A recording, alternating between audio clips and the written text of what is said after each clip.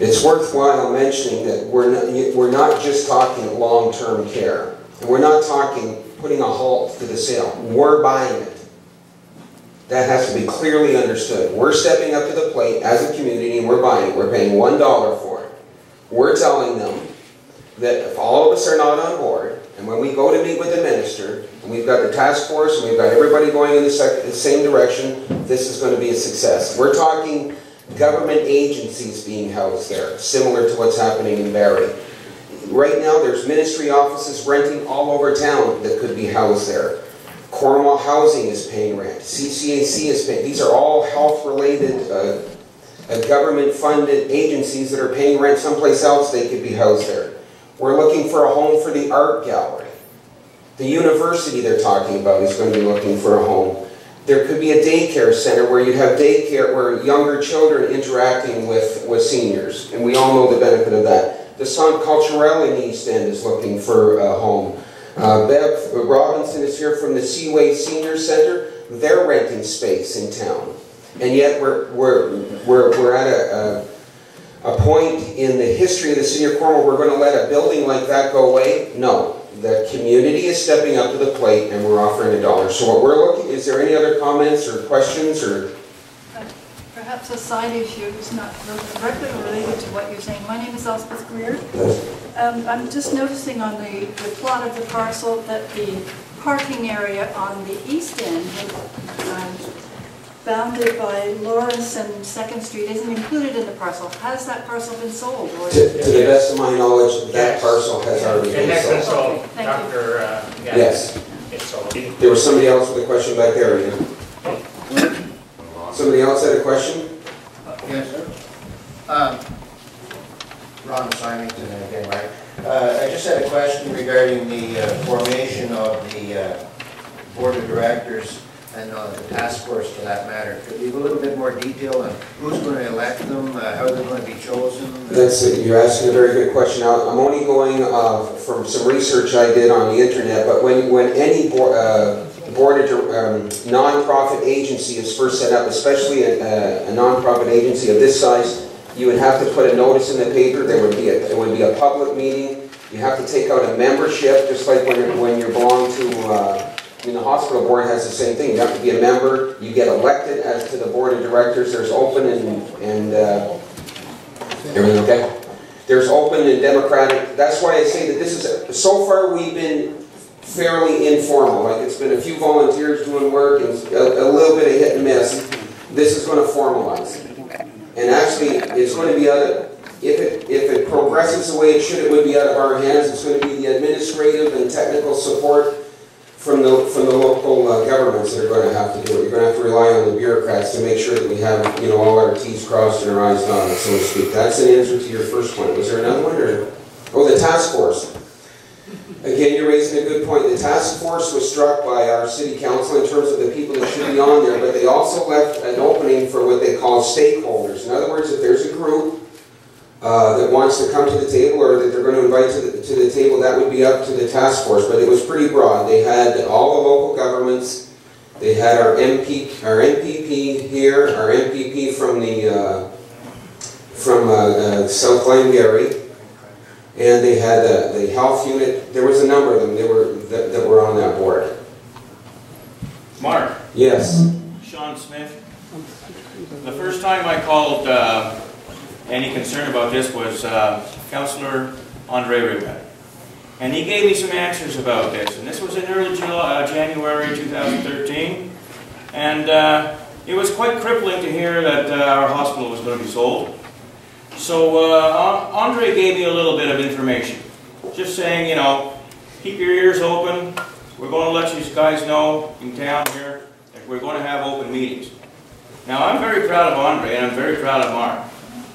I actually sent a letter in myself later in January. But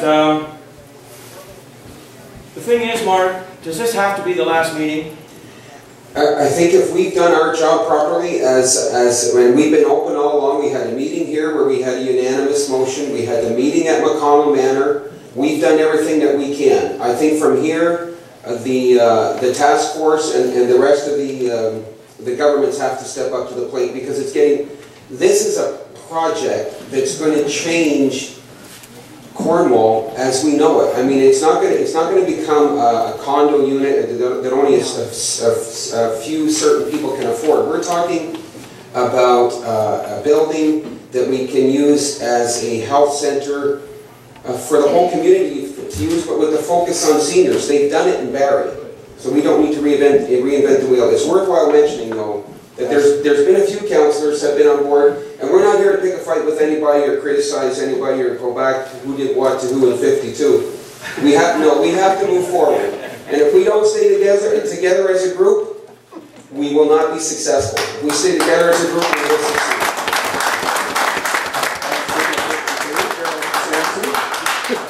I wish it was 52. Mark, I think we're being a little premature here. I can't speak on behalf of the whole council. I can only speak as one of the councillors. The whole idea of the task force, and Andre can quote me if I'm wrong, is to delay the sale of the general hospital. No economic feasibility study has been done by any of our engineers or our department. I agree with you on what you're trying to do in your intent.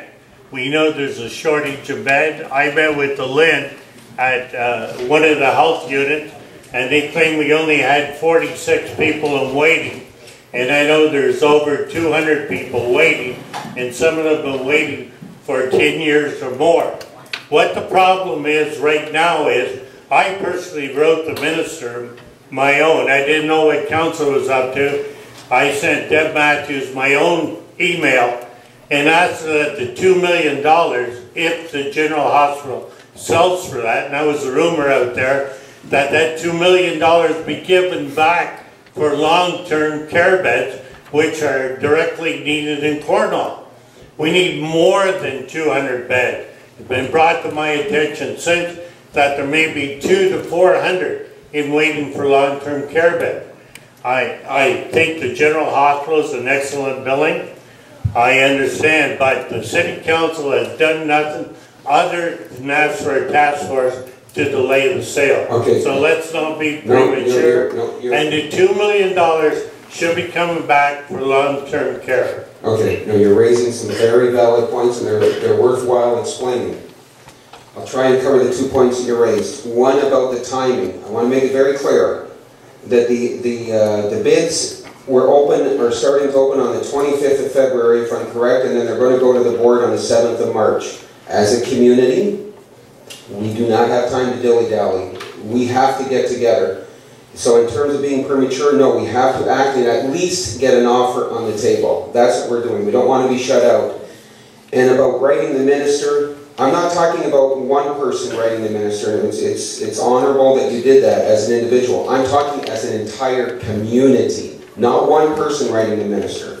I'm talking the mayor and all the city council, our MPPs, the health board, the hospital board. If everybody's going in the same direction, we are going to succeed. Does anybody else have a comment or a question? Or what I'm looking for at this time is, like we did at any other meeting, the document is there in front of you. If somebody wants to make the motion that we move forward on it, Dave?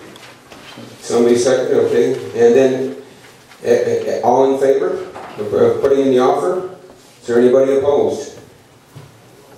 No, the offer is, the motion is unanimous, and I want to take this opportunity before we close to say thank you again for everybody coming up. I'm going to give Josh a few closing comments.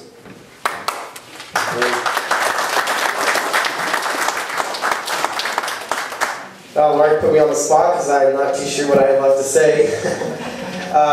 Anyway, no, I guess this wraps up our potential final meeting for the coalition.